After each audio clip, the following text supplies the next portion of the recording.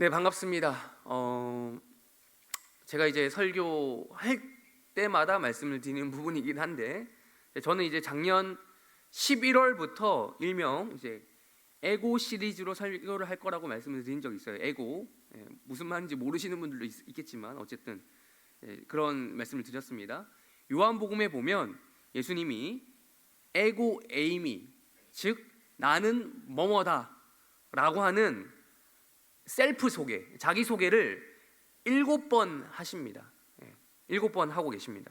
그걸 가지고 제가 최소 7번 이상의 7번 하셨으니까 최소 7번 이상의 시리즈로 설교를 할 거다라고 말했던 것을 혹시나 기억하실지 모르겠습니다. 제가 작년 11월에 얘기했어요. 근데 동시에 걱정되는 부분 또한 말씀드렸어요. 부목사 설교 순번상 한 달 좀 넘게 이제 순번이 돌아오는데 이 시리즈를 끝내려면 시간이 좀 걸릴 것 같다라고 말씀드렸습니다. 그리고 또 게다가 저라고 하는 인간의 특성상 제가 또 고지고대로 그 시리즈만 하진 않거든요. 하다 중간중간에 주시는 은혜가 있고 또 감동이 있어가지고 다른 주제를 설교를 하기도 합니다. 당장 지난번 설교도 딴 설교를 했습니다. 3일 운동 뭐 이런 제목으로 3일절이어서 뭐 그런 시즌 설교도 또 했거든요. 그래서 이제 언제 끝날 거냐라고 물어본다면 저도 이제 모르겠다라고 밖에 말씀을 드릴 수가 없습니다. 그럴 수밖에 없다는 거죠. 그래서 어쨌든 제가 11월 9일 에고 시리즈 첫 번째 에고 배고프다라고 하는 제목으로 설교를 했었고요. 그 이후로 6개월이 되었는데 아직 이제 에고 두 번째 에고 시리즈를 시작도 못하고 있다가 드디어 시작해 보려고 합니다. 이제 그 에고 시리즈 두 번째 이거마저 오늘 한 번으로 끝나는 게 아니라 오늘은요, 영어로 하면 프롤로그, 그러니까 서막에 해당되는 내용을 설교를 하려고 합니다. 그래서 이제 여러분들이 이제 11월 달에 이것을 이야기했으니 여러분들 이미 다 잊어버리셨을 거예요. 저도 이제 가물가물하더라고요. 6개월 정도 지나니까.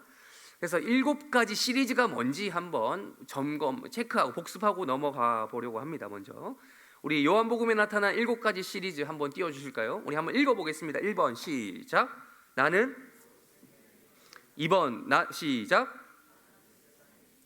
3번 4번 5번 6번 7번. 자, 요한복음에 이렇게 예수님이 7번 나는 뭐뭐다라고 말씀하셨어요. 근데 이제 제가 지난 6개월 동안 2번 이걸 가지고 설교를 했는데 그게 다 1번이었어요. 나는 곧 생명의 떡이다. 나는 에고 배고프다. 그냥 그렇게 설교했고, 두 번째는 뭐 두쫑쿠니 뭐니 그때 한때 유행할 때 있어가지고 뭐 두쫑쿠 버전으로 또 한 번 더 했었죠. 1번 가지고. 오늘은 드디어 나는 세상의 빛이다 라는 것을 할 순서가 되었는데 마침 하나님께서 또 영감을 주셔가지고 이때를 위해서 설교를 좀 이제 키핑해두었나라는 생각이 들 정도로 오늘 설교를 좀 준비하게 됐습니다. 그래서 오늘은 두 번째 나는 세상의 빛이다라고 말씀하신 예수님에 대해서 특별히 오늘은 제가 프롤로그 서문이라고 했죠. 서막에 해당하는 부분인데 그렇게 말씀하셨던 배경에 대해서 한번 살펴보려고 합니다. 예전의 기억을 더듬어 봅시다. 1번 얘기죠. 예수님이 자기 자신을 가리켜서 나는 생명의 떡이다라고 말씀하셨던 배경 기억하십니까?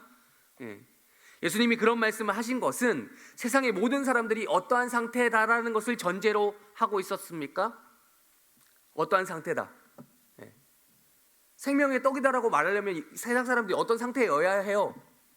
배고프다라는 거죠. 배고프다. 그래서 설교 제목을 에고 배고프다라고 했잖아요. 그러니까 배고프다라고 하는 사실을 전제로 했기 때문에 예수님이 나는 생명의 떡이다라고 자신 있게 말씀하셨던 겁니다. 그래서 그게 우리 실제 신체적으로 육적으로 굶주림이 있을 수도 있고 또한 영적으로 굶주릴 수도 있는데 어쨌든 어떤 굶주림이든 간에 어떤 형태로든 세상 모든 사람들은 예수를 먹고 마셔야 한다. 예수님을 믿지 않으면 에고 배고프다라는 말을 할 수밖에 없는 존재라고 결론을 내렸습니다. 마침 그때도 성찬식 직전주였습니다. 우리 다음 주 성찬식인데 마침 그때도 직전주였어요. 11월 초. 그랬습니다. 마찬가지로 오늘 이제 예수님이 두 번째로 세상의 빛이다라고 말씀을 하셨는데 그렇게 말씀하신 데에는 어떠한 전제가 있냐라는 것을 제가 여쭤보려고 지금 그 말을 한 겁니다. 또 거꾸로 생각해 보면 됩니다. 세상이 어떤 상태겠어요? 빛이 되기 위해서는, 예수님이 빛이시기 위해서는 세상이 어떻다라는 것이 전제가 되어야 합니까? 어둡다라는 거예요. 어둡다. 에고 세상이 어둡다라는 겁니다. 아이고 세상이 왜 이렇게 어둡냐? 어두컴컴하냐? 라는 의미에서 나는 세상의 빛이다라고 예수님이 말씀을 하셨다라는 겁니다. 사실 예수님의 입장을 조금 더 생각을 해보면요, 이러한 표현, 빛이다라고 하는 표현이 전혀 새삼스럽지 않으십니다. 왜냐하면 요한복음 8장에서, 지금 우리가 읽은 8장인데 8장에서 이런 말씀을 처음 하신 것이 아닙니다. 아니기 때문이에요. 이 세상이 창조될 때로 거슬러 올라가 봐. 그때로 거슬러 올라가 봐야 돼요. 우리 창세기 1장 1절과 2절 말씀을 읽어 보겠습니다. 창세기 1장 1절과 2절입니다. 시작.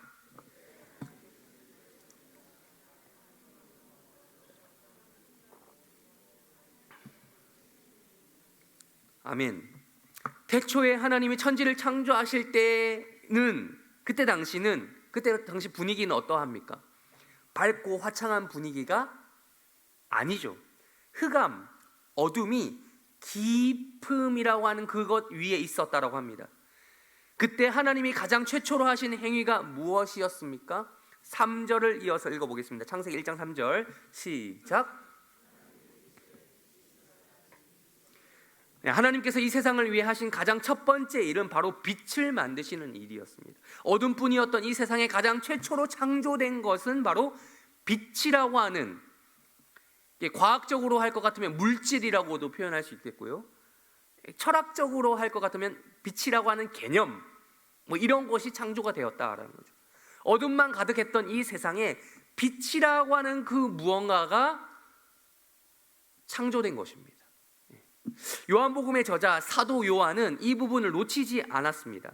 예수를 하나님의 아들, 그러니까 요한복음을 쓴 요한이 성경을 쓸 때쯤이면 예수님이 이 땅에 오시고 나서 이미 승천하시고 난 다음의 일이죠. 그러니까 이 창세기와는 아주 시간적으로 거리가 많이 차이가 납니다. 근데 이 요한은 이 부분을 놓치지 않았습니다. 예수님을 이 요한은 알았죠. 그냥 아는 정도가 아니라 믿었죠. 하나님의 아들 그리스도를 영접했습니다. 이 요한은 예수 그리스도에 대해서 정리된 신앙과 교리를 가지고 있었다라는 겁니다. 자신이 만난 예수님은 바로 창세기 1장에서 세상을 창조하신 하나님이다라고 하는 그 내용의 교리를 알고 있었다는 겁니다. 요한은 그것을 모티브로 요한복음 1장을 기록해 나갔습니다. 요한복음 1장 1절에서 3절까지 우리 한번 또 읽어보겠습니다. 창세기 기억하시면서 좀 머리에 좀 남겨두시면서요, 읽겠습니다. 시작.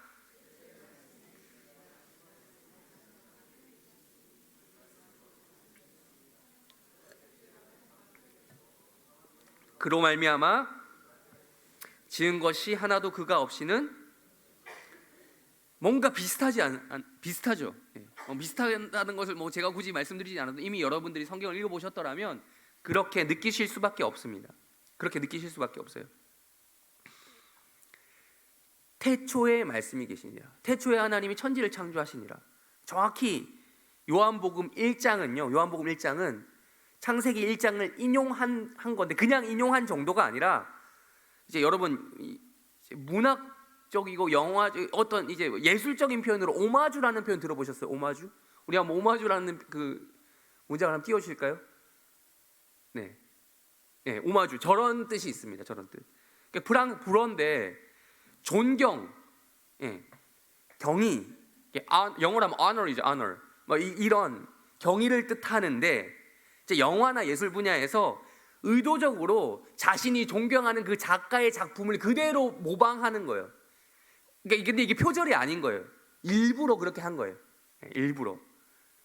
그러면 그 작품을 보는 사람이 이 작가가 자신이 존경하는 그 작가의 작품에서 이걸 따왔구나라는 걸 알 수 있는, 이게 오마주거든요. 그러니까 지금 요한복음 1장에서 요한은 창세기 1장의 내용을 오마주한 것이라고 볼 수 있다라는 거죠. 그냥 복제나 표절 이런 게 아니고 그냥 인용한 정도가 아니라 그 태초에 있었던 그 영광스러운 창조 현장을 그대로 예수 그리스도와 접목시키기 위해서 가져왔다는 겁니다. 태초에 하나님이 천지를 창조하실 그때에 말씀이 계셨다라고 이야기하고 있습니다. 여기서 말씀은 무엇이다라고 하면 안 되죠. 말씀은 무엇이 아니라 누구라고 해야 됩니다. 누구? 말씀에 대한 존칭어를 지금 이야기하고 있죠. 표현하고 있죠. 인격체예요. 인격체. 누굽니까 그러면? 이게 뻔하죠. 정답이 이 구절 안에 없지만 답을 뻔합니다. 예수님이에요. 예수님은 이 땅에 인간으로 태어나시기 전부터 원래 성부 하나님과 함께 존재하시던 분이십니다. 교리적으로 표현해 볼까요?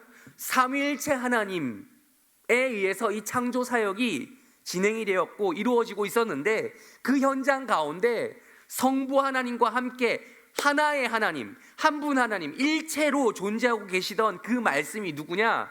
바로 성자 예수님이셨다라는 겁니다. 요한은 그 말씀이 이 땅에 육신이 되어 오신 예수님이다라고 요한복음을 시작하면서 말씀합니다. 요한복음 1장 14절을 우리 한번 읽어보겠습니다. 여기서 확정적으로 요한이 이야기하는데요. 읽겠습니다. 시작. 우리 가운데 거하심에 우리가 그의 영광을 보니 아버지의 독생자의 영광이요 충만하더라. 예수님이 이 땅에 육신을 입고 태어나신 후에 그제서야 우리 인간 세계, 우리 우주와 관계를 맺으신 분이 아닙니다. 그러니까 인간이 되신 다음에 이 세상과 관계하던 분이 아니라는 거죠. 예수님은 이 세상이 창조될 그때 당시에도, 그 시점에도 이미 하나님으로서, 삼위일체 하나님으로서 존재하고 계셨고, 직접적으로 이 세상이 창조된 그때에도 이 우주와 우리와 관계하고 계시던 분이라는 거예요. 즉 예수님은 세상을 창조하신 삼위일체 하나님이십니다. 예수님은 그 자신이 말씀으로 표현되는 그런 분이셨는데, 그 말씀이신 예수님은 가장 최초의 창조 행위로서 빛이 있으라라는 말씀의 형태로 말씀을 하셨다라는 겁니다. 또 그 말씀대로 빛이 어떻게 되었습니까? 창조되었죠. 빛이 있게 되었어요. 그러니까 빛을 있게 한 빛 그 자체, 그러니까 빛의 근본이라고 할 수 있는 거예요. 예수님이. 그 빛의 근본은 빛을 창조하신 예수님이라는 겁니다. 그래서 요한복음에서는 창세기의 말씀을 이렇게 오마주해서 확장을 시키고 있다라는 겁니다. 요한복음 1장 4절을 우리 한번 또 읽어볼까요? 요한복음 1장 4절입니다. 시작. 그 안에 아멘. 말씀, 즉 하나님이신 예수 그리스도 안에 생명이 있습니다. 그 생명은 무엇입니까? 사람들의 빛이다라고 이야기합니다. 지금까지 이제 설명드린 것이 좀 어렵게 느껴지실 수도 있습니다. 아침부터 저는 이제 이런 설교를 해야 되나 싶지만 어쩔 수 없어요. 이게 제 스타일이라서 이게 막 자꾸 머리를 아침부터 굴리게 만들어서 죄송한데, 어쨌든 철학적이고 약간 교리적인 얘기를 좀 여러 번 했는데 본문 자체가 이러한 의도가 있기 때문에 이럴 수밖에 없습니다. 이해를 해주셔야 돼요. 그리고 또 계속 또 좀 그런 얘기를 좀 해나갈 겁니다. 전개해 나갈 겁니다. 좀 더 실제적인 이야기로 들어가 보려고 합니다. 창조라는 것은 곧 생명, 즉 살아있게 하는 힘, 지금 1장 4절 보세요. 살아있게 하는 힘, 혹은 존재가 존재하게 하는 에너지, 그런 개념하고도 연결이 됩니다. 창조를 주관하신 창조주 하나님께 생명이 달려있다는 거예요. 요한복음의 언어로 바꾸어 말하자면 예수 안에 생명이 있습니다. 그 생명은 사람들의 빛입니다. 그 빛은 우리에게 생명을 가져다 줍니다. 그러니까 생명이라는 걸 제가 설명을 드렸죠. 존재가 존재하게 되는 에너지 같은 거, 어떤 힘 같은 거. 여러분 빛을 생각해 보시죠. 빛이 없는 세상을 여러분 상상할 수 있습니까? 지금 이것도 빛이잖아요. 이것도 LED라고 하는 이 물질적인 형태로 우리에게 주어진 빛, 이게 빛이잖아요. 빛이라고 하는 개념이 없는 세상을 여러분 상상할 수 있습니까? 이 지구상에 존재하는 모든 생물들은 반드시 빛이 필요합니다. 그냥 필요한 정도, 없어도 될 수도 있고 있어도 되는 그런 필요한 정도가 아니라 생물이 존재하기 위해서는, 호흡하기 위해서는 반드시 빛이 필요합니다. 간단히 말해서 빛이 없으면 이 세상에 존재하는 모든 생명체는 다 죽습니다. 이제 모든 것을 이제 우리가 AI에 의존할 수는 없지만, 그래도 이 정도의 과학적인 질문은 의존해도 될 것 같아서 제가 챗 GPT에게 물어봤습니다. 질문, 이 세상에 빛이 없다면 어떻게 되는가? 그랬더니 이렇게 대답했습니다. 우리 한번 보여주실까요? 어떻게 되는가? 이렇게 대답했습니다. 만약 이 세상에 빛이 전혀 없다면 단순히 어두워지는 수준을 넘어서서 우주와 생명 자체가 성립하기 어렵다. 그러니까 빛이 없어서 우리가 어두우면 불편한 이런 그 정도가 아니라는 거죠. 자, 그럼 어떻게 어렵게 되는가? 1번, 네, 저렇게 아무것도 보이지 않는 세계. 이게 뭐 이 정도는 불편할 수 있습니다. 근데 1번만 아니겠죠. 2번, 생명에 유지되는 것이 불가능하다. 왜? 광합성 이런 것들이 있죠. 이런 에너지의 근본, 빛이 에너지의 근본이기 때문에 이런 등등의 일이 일어나게 되는데, 빛이 없으면 먹이도 없고 먹을 것도 없고 산소도 없어지기 때문에 이 생태계 자체가 안 된다는 거예요. 예. 또 3번, 온도. 빛은 단순히 밝기가 열 에너지라는 거죠. 근데 태양이 빛이 없다는 건 태양이 그 기능을 상실했거나 태양이 사라진다는 것인데, 빛이 없다면 그냥 그 자체로 또 죽는 거예요. 얼어 죽는 거예요. 자, 4번, 시간 개념. 낮과 밤은 빛 때문에, 우리 창세기 앞에 나오는 부분인데, 빛이라는 개념이 생겨서 낮과 밤이 나누어지게 되는 것인데, 빛이 없으면 이러한 것들이 다 무너지게 된다. 제가 서카디안 리듬이 뭔지는 모르겠지만 아무튼 저런 것들이 붕괴된다고 합니다. 저는 이제 바이오 리듬 수준인 줄 알았는데 몰라요. 또 서카디안 리듬이라는 게 따로 있는지 모르겠지만 어쨌든 이렇게 된다는 겁니다. 5번, 물리적으로 더 극단적인 뭐 이런 것들, 그러니까 우주 자체가 성립 불가능하다, 뭐 또 이런 말까지 하게 됩니다. 한 줄 정리 넘어가실까요? 네.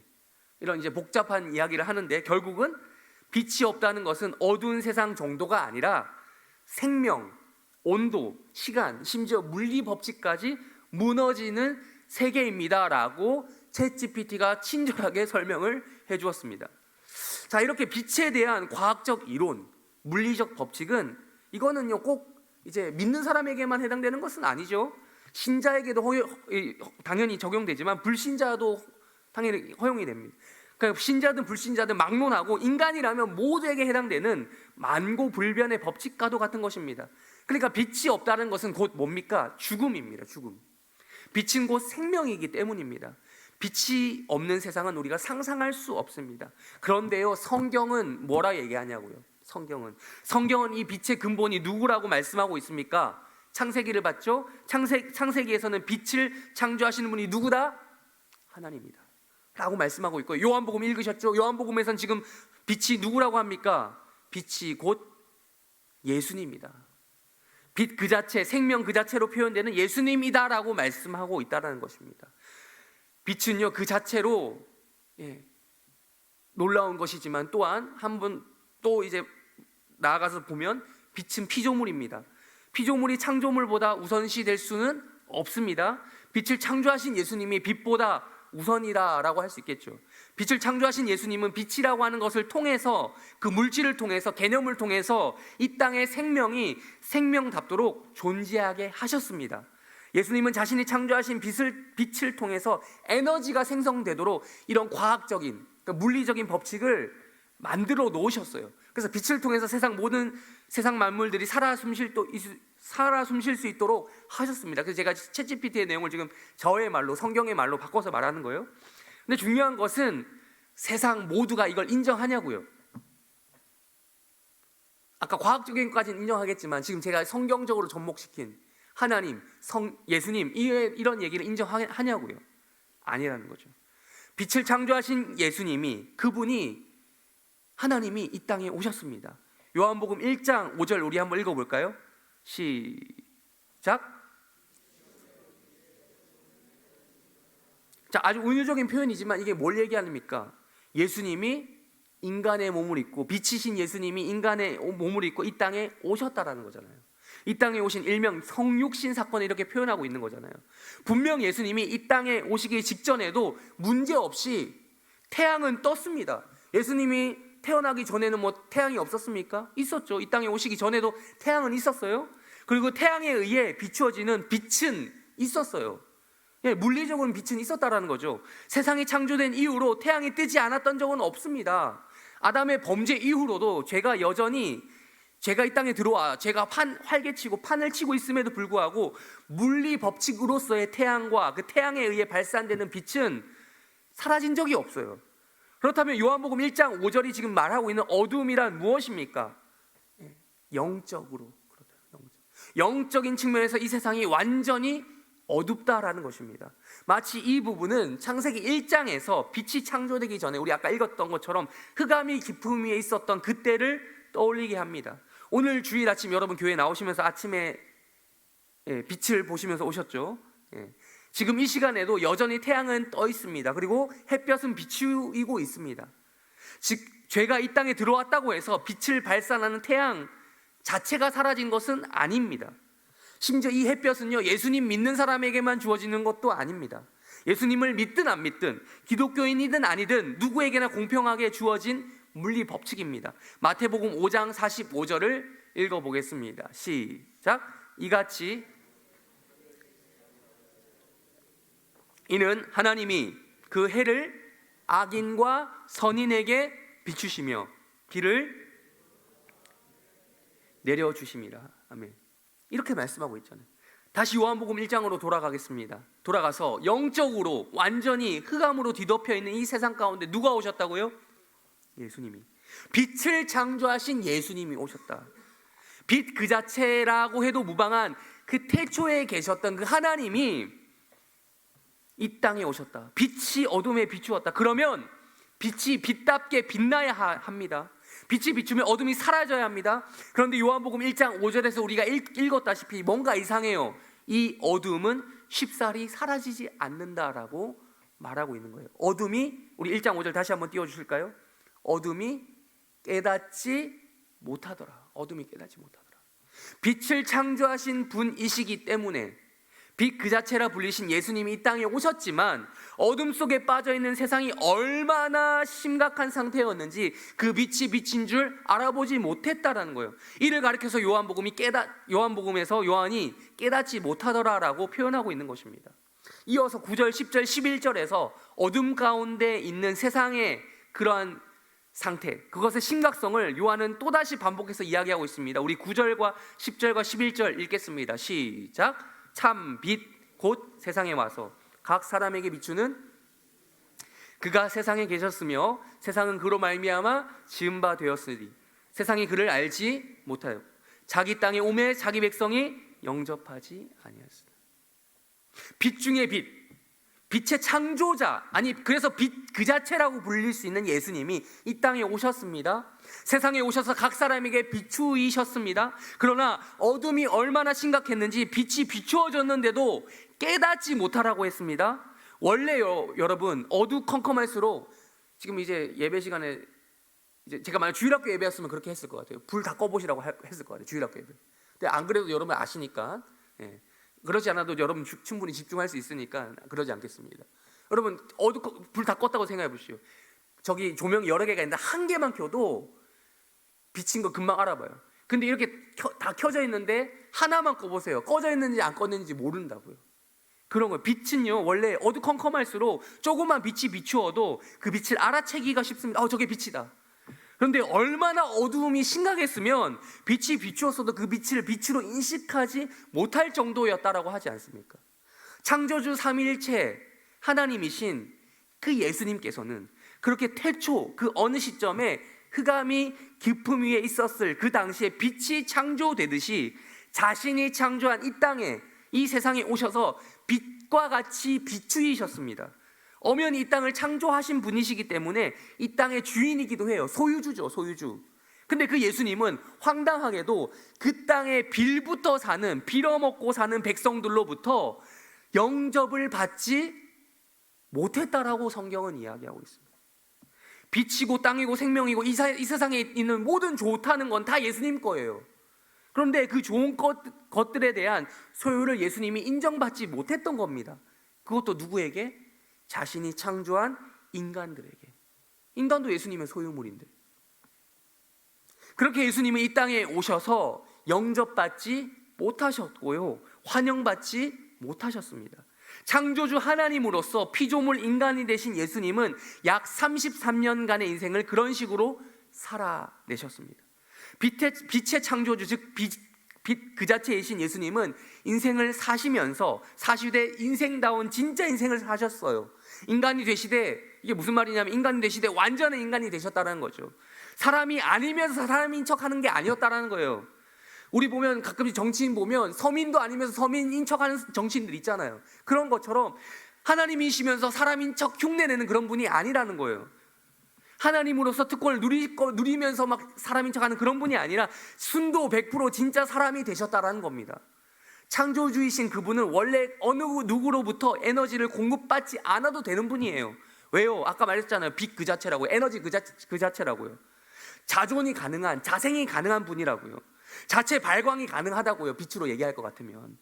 그럼 빛의 창조주, 빛 그 자체이신데 그럼에도 불구하고 사람이 되셔서 사람으로서 이 땅을 살아가시면서 철저히 그 에너지를 공급받는 길을 택하셨다는 것을 제가 지금 이야기해 드리려고 합니다.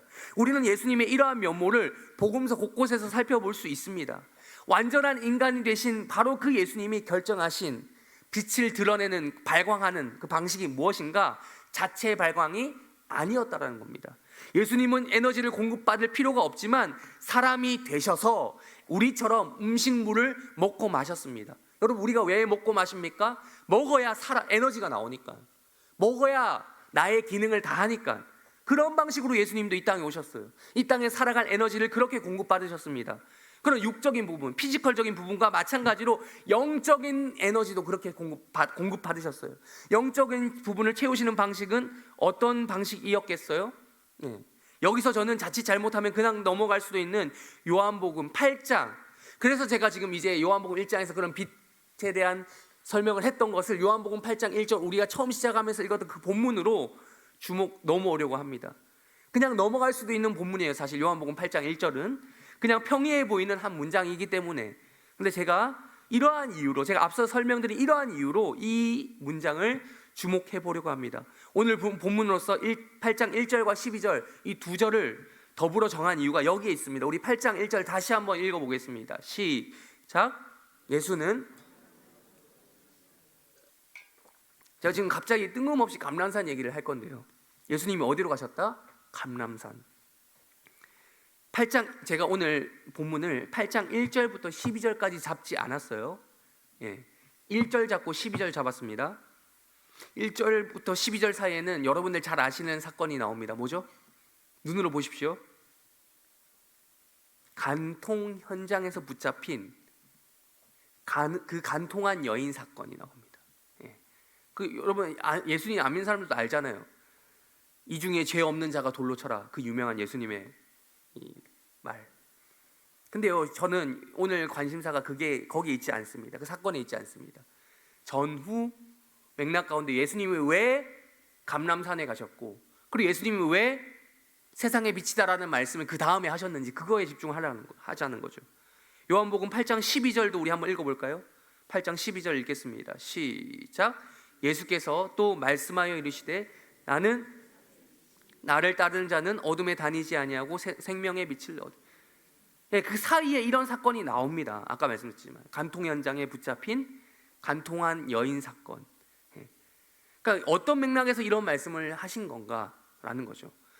그래서 저는 다른 복음서에는 여러 번 등장하지만 요한복음에 딱 한 번 나오는 감람산.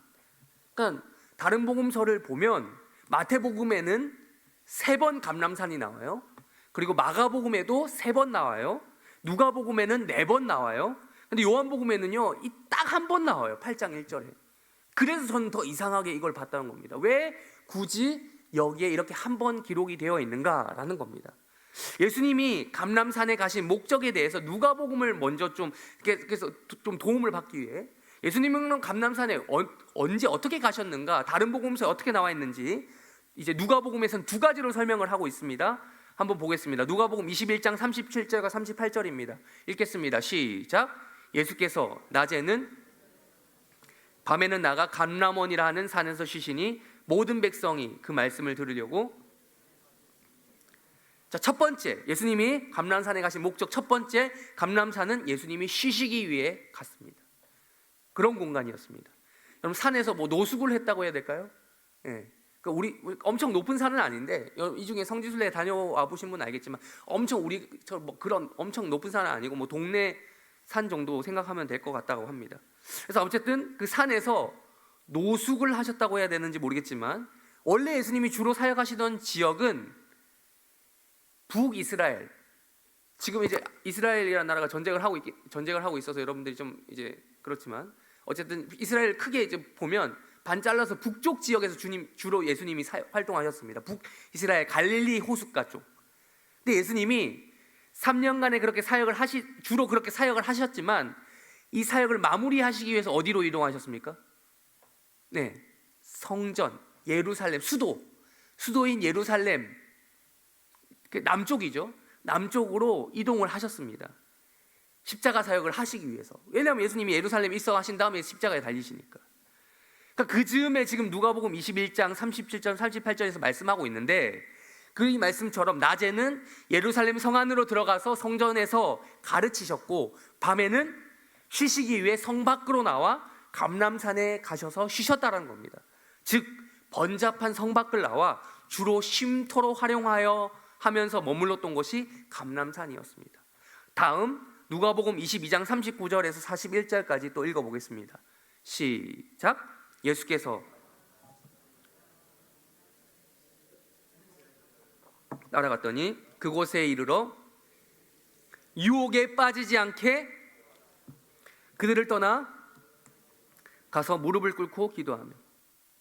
두 번째, 예수님은 감람산에서 쉬시되 마냥 쉬시지는 않으셨습니다. 감람산을 어떤 공간으로 만드셨습니까? 기도하는 공간, 기도하며 쉬시는 공간으로 활용하셨습니다. 그러니까 우리 39절에서 보시다시피 예수님이 예루살렘 쪽으로 가신 이후에는 이 감람산을 아주 습관적으로 갔다고 얘기하고 있습니다. 습관적으로 쉬기 위해서가 아니라 습관적으로 기도하기 위해서, 기도하면서 쉬기 위해서. 쉴 때 성 안에는 사람도 많고 번잡하고 복잡하잖아요. 예수님이 그렇다고 성 안에 안 들어가신 게 아니라 난 사람 많은 곳이 싫어하면서 안 가신 게 아니라 사역을 위해서 낮에는 성전 안에 들어가셔서 성 안에 들어가서 성전에서 사람들을 가르치셨다는 거죠. 열심히 가르치셨습니다. 네, 사역을 열심히 하죠. 동시에 예수님께는 반드시 휴식이 필요했고, 그래서 그들과 떨어져서 밤에는 나와서 인적이 드문 감람산에서 쉬셨다는 겁니다. 예수님은 노숙을 감수하면서까지 그곳을 자신의 쉼터로, 자신의 기도터로 정하시고 습관적으로 이용하셨습니다. 그러니까 좀 어려운 말을 할 것 같으면 신성, 하나님 되심에 따르면 예수님은 빛을 창조하신 하나님이잖아요. 에너지의 원천이시며 빛 그 자체이셨지만 그럼에도 불구하고 완전히 인간이 되셨기 때문에, 인성을 가지신 분이기 때문에, 인간성을 가지고 계신 분이기 때문에 에너지를 충전하실 필요가 있었다는 거죠. 감람산에서 주무시면서 육체의 피로도 해소하고 또한 기도하시면서 영적인 피로도 해소하시는 그런 방식으로 에너지를 충전하셨다라는 겁니다. 그런데 여기서 저는 이런저런 산도 많은데 왜 단지 감람산이라고 하는 산이 우연히 붙어 있어서 가셨나? 우연히 예루살렘 성과 가까이 붙어 있어서 가셨나? 그런 이유만으로 예수님이 그것을 쉼터로, 기도터로, 에너지 충전소로 이용하셨다라고 생각하지 않기 때문에 제가 여기를 주목해 보려고 한다는 거예요. 감람산이라고 하는 명칭이 주는 의도와 의미가 또 더 있다라고 제가 지금 생각을 한다는 거죠. 예수님은 왜 하필 주변에 산이 몇 개 없었겠지만 왜 하필 감람산이라고 하는 이름 불리는 그곳에서 에너지를 충전하셨을까요?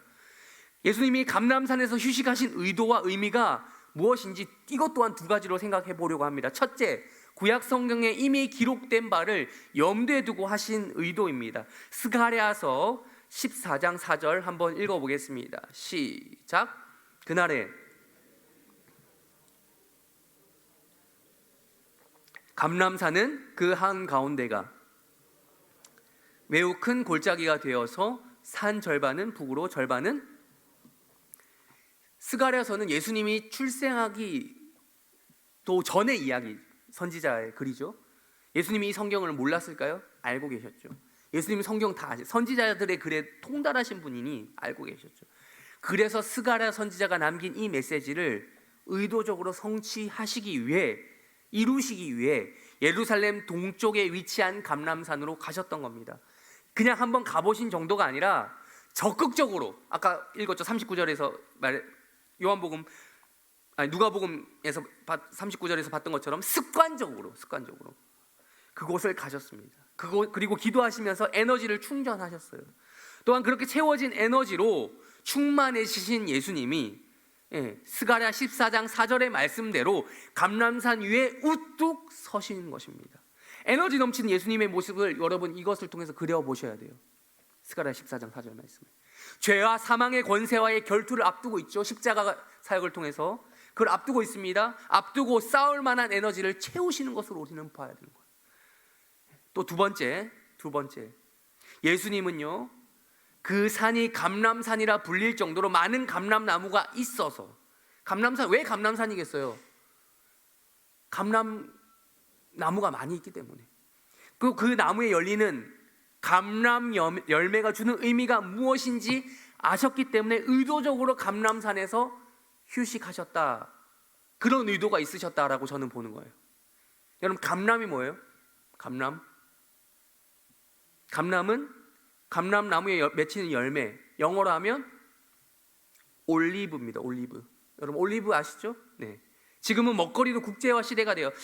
불과 20년 전, 불과는 아닌데 20년 전만 해도 올리브 하면 모르시는 분이 있을 수도 있어요. 근데 지금은 이제 올리브 모르시는 분이 거의 없을 겁니다. 먹거리가 국제화가 되면서, 국제화 시대가 되어서 여기 계신 분들도 올리브가 뭔지 다 아실 겁니다. 마트에 가면 올리브를 팝니다.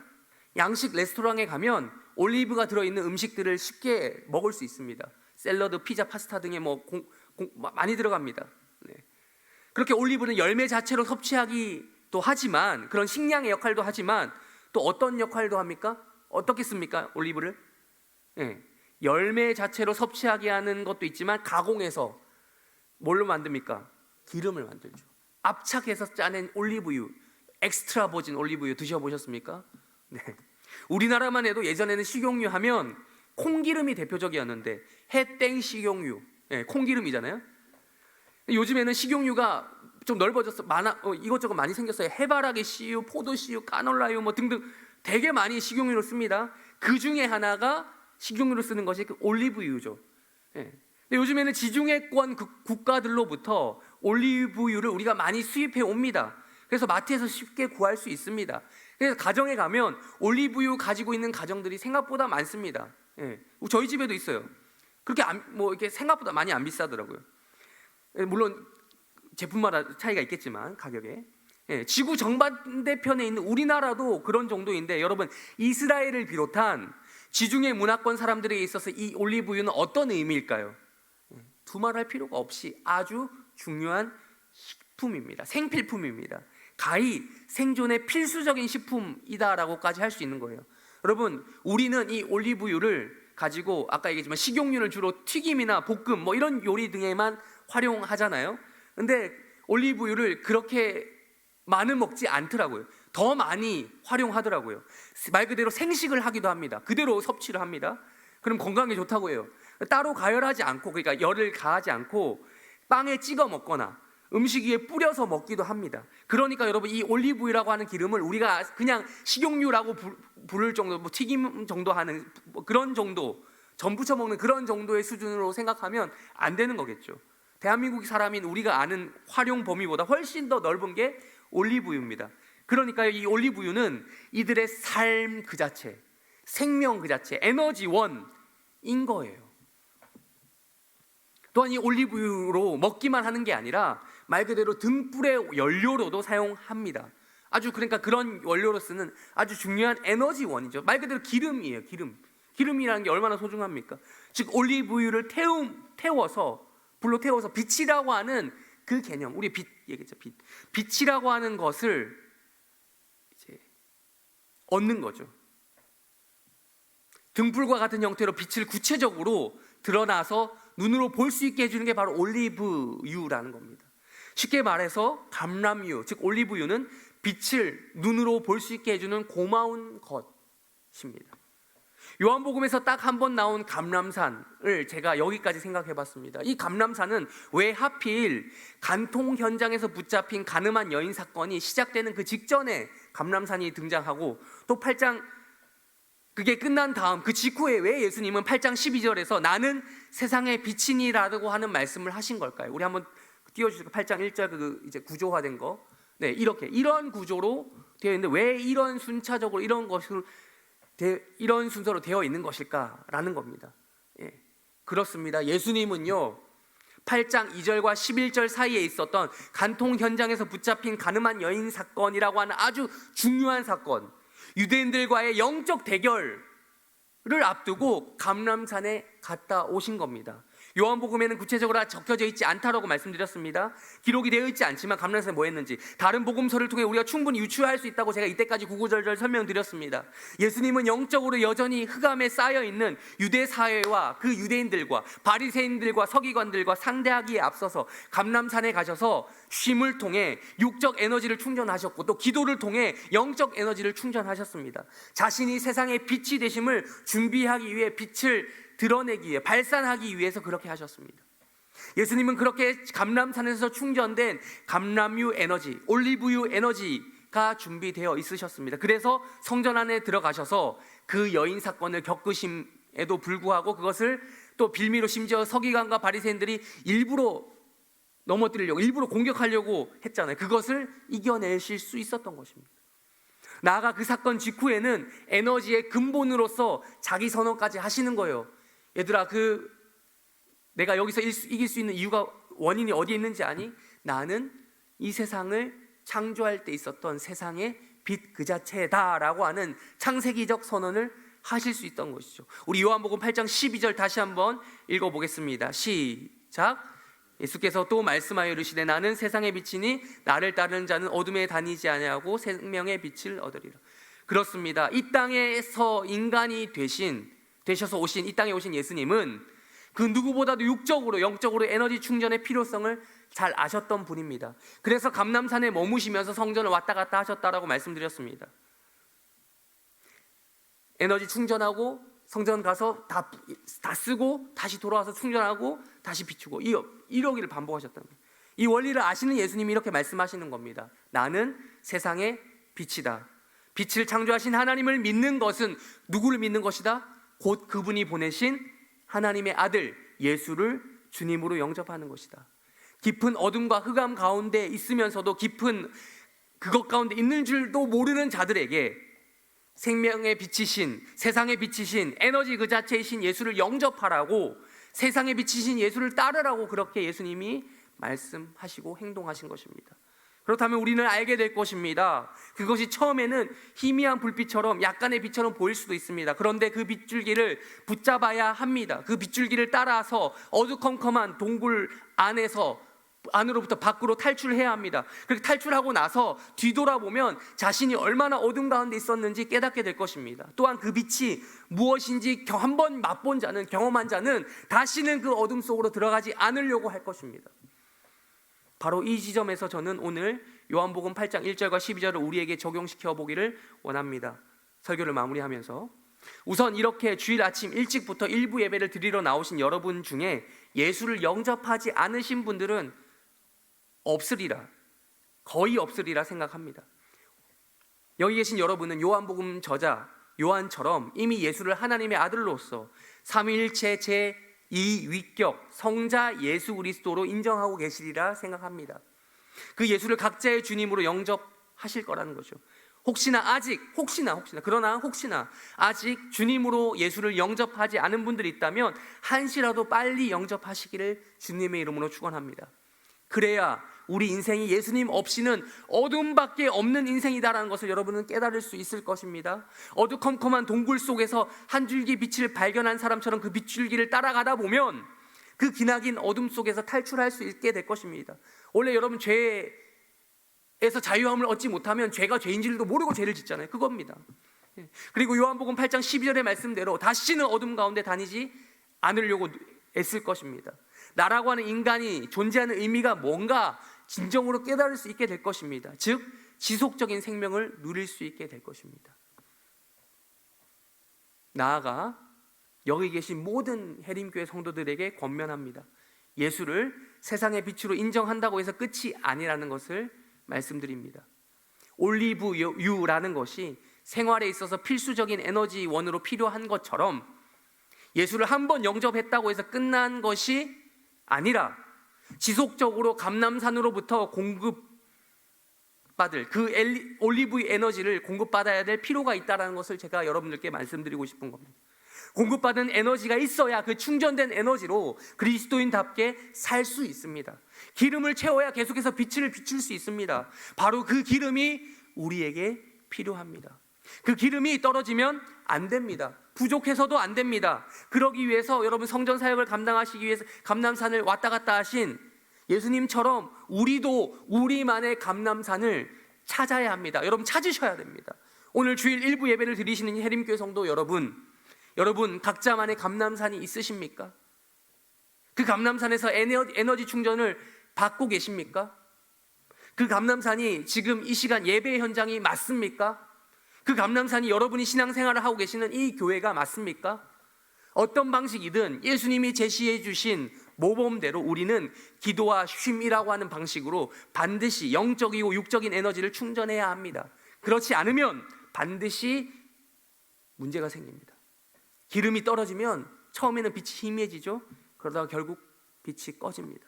기름이 떨어지면, 에너지가 떨어지면 기계가 점점 느리게 가다가 결국 작동하지 않습니다. 휘발유가 떨어지면 덜덜덜 가다가 결국 멈춥니다.